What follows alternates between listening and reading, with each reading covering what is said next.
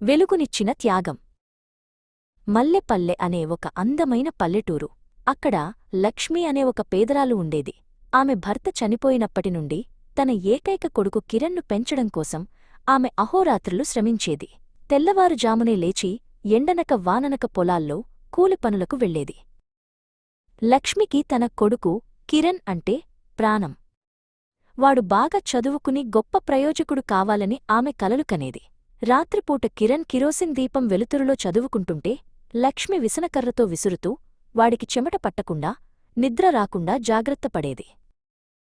ఒకరోజు కిరణ్ స్కూల్ నుండి ఇంటికి వచ్చి దిగులుగా కూర్చున్నాడు. ఏమైంది నాయనా అని లక్ష్మి అడిగింది.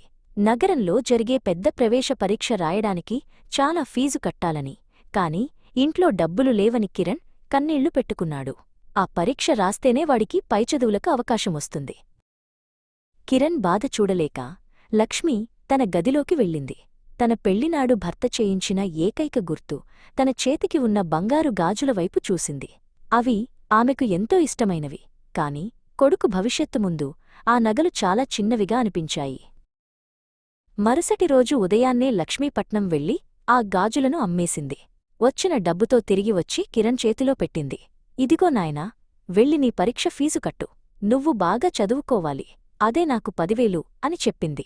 ఆ డబ్బు వెనుక ఉన్న తల్లి త్యాగం కిరణ్కు అర్థమైంది. కిరణ్ పరీక్ష రాయడానికి పట్నం బయలుదేరాడు.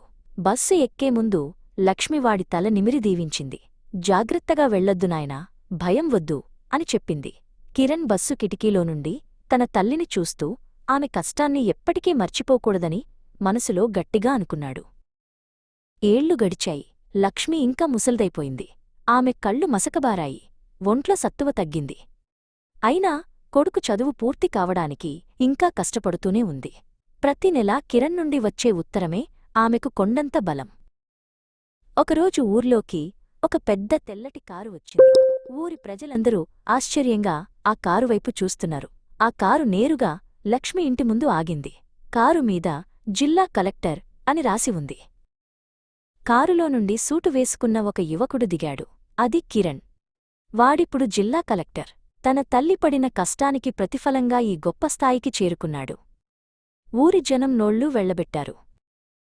కిరణ్ నేరుగా వెళ్లి తన తల్లి పాదాలకు నమస్కరించాడు.